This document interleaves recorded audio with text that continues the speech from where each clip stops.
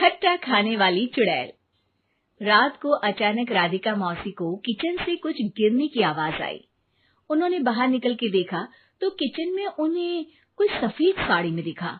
वो चीख पड़ी, हे भगवान, आलतू जलाल तू आई भला को टाल तू, आलतू जलाल तू आई भला को टाल तू।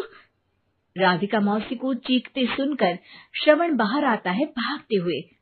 अरे माँ, क्या हुआ? क्या देख लिया? दादी माँ आ गई क्या सपने में? अरे बेटा, रसोड़े में देख तो कौन है? श्रवण रसोड़े में झांक कर देखता है और उसे कोई नहीं दिखता अंदर। अब रसोड़े में तो कोई नहीं है माँ।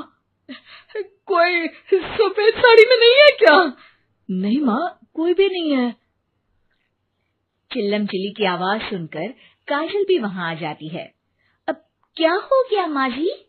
अरे बेटा, रसोड़े में एक चुड़ैल थी सफेद साड़ी में। अरे क्या कर रही थी वो अंदर? अरे बताया नहीं, कल आएगी ना तो पूछ लूंगी। चुड़ैल जी, आपका क्या प्लान है? माँ जी, रात बहुत हो गई है, आपने कोई बुरा सपना देखा होगा, चलिए सो जाइए। राधिका मौसी सोने तो चली जाती है, पर उनको रात भर नींद ही नहीं आती। वो कुछ भी उलझुल बातें सोचने लगती है। कहीं चुड़ैल की वजह से तो घर में टेंशन नहीं हो रहा, कहीं उसी की वजह से तो वो दादी नहीं बन पा रही। सुबह जब राधिका मौसी रसोड़े में छानबीन करती है तो पाती है कि नींबू का अचार गायब है। चुड़ैल नींबू का अचार ले गई, मुझे तो ठीक नहीं लग रहा कुछ। चुड़ैल को भी पता है कि जिंदगी का असली मजा तो खट्टे में ही है। राधिका मौसी झट से श्रवण को फोन कर देती है। बेटा, मुझे समस्या समझ में आ गई है, हमें एक तांत्रिक की जरूरत है। अरे क्या बोल रही हो माँ, तांत्रिक की क्या जरूरत है? आप पूजा पाठ तो कर ही रही हो ना।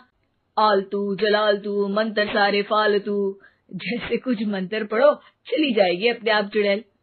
अरे नहीं बेटा, कभी चुड़ैल को कम नहीं समझते। अरे तुझे पता भी नहीं चलेगा कि कभी वो छल करके काजल की जगह घर की बहू खुद बन जाएगी। क्या माँ, कुछ भी बोल रही हो? कहाँ काजल और कहाँ चुड़ैल? वैसे एक बात बताओ, काजल को अगर गाने के लिए बोल देना तो चुड़ैल काजल की आवाज सुनकर घर तो क्या धरती लोग छोड़कर चली जाएगी। तुम ना पढ़े लिखे बच्चे हर चीज को मजाक समझते हो। तुम रहने दो, मैं खुद ही तांत्रिक को बुला लेती हूँ। अच्छा सुन, शाम को इमली लेके आना। क्या है कि चटनी खाए बहुत दिन हो गए है ना? नहीं माँ, इमली तांत्रिक से ही मंगवा लो ना, आटा वगैरह भी उसी से पिसवा लेना। देखो मुझे काम करना है। श्रवण रात को कई तरह की सब्जियों के साथ माँ के कहने पे चटनी के लिए इमली भी ले आया था, लेकिन राधिका मौसी के दिमाग में अलग ही फिल्म चल रही थी।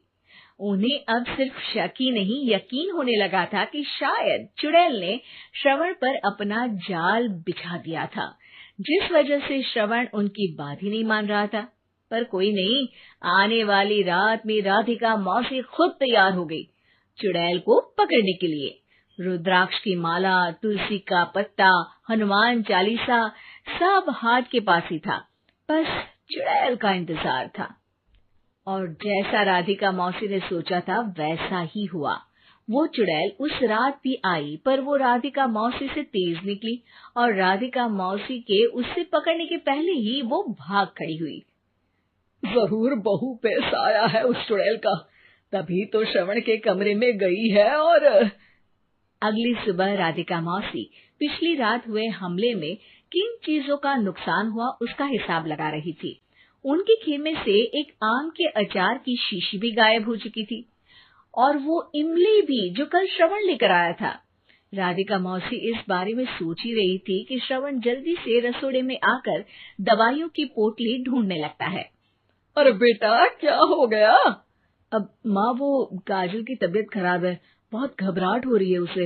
हे भगवान, मैंने पहले ही कहा था कि तांत्रिक को बुला लेते हैं, पर नहीं, अब देखो उस चुड़ैल ने काजल को अपने वश में करना शुरू भी कर दिया है। हालांकि श्रवण भूतों में विश्वास नहीं करता था, पर अब वो भी डर जाता है। और राजी हो जाता है एक तांत्रिक को बुलाने के लिए। कुछ ही घंटों में तांत्रिक आ जाते हैं और राधिका मौसी तांत्रिक जी को सब बता देती है। घोर संकट, घनघोर संकट, चुड़ैल को मारू जोर चाकट, ओम भट स्वाहा खटखा के आहा। अरे ये क्या मंत्र है? मेरे खुद के ओरिजिनल मंत्र है, कल रात को ही लिखे हैं, अच्छे लगे तो दाद चाहूंगा। एक और मंत्र सुनो, अर्ज किया है आब्राकडाब्रा, दिल्ली बम्बई आगरा, चंदा मामा सोरले सुरन मामू जारा। ये मंत्र है? अरे कोई 40 वालीसा पढ़ो ना। वक्त कम है, 40 नहीं पड़ेंगे, 20-25 में काम चलाना पड़ेगा। अलग निरंजन जाके लंदन, मुफ्त का मंजान घिस मेरे नंदन। अरे जल्दी करो तांत्रिक जी, जल्दी करो।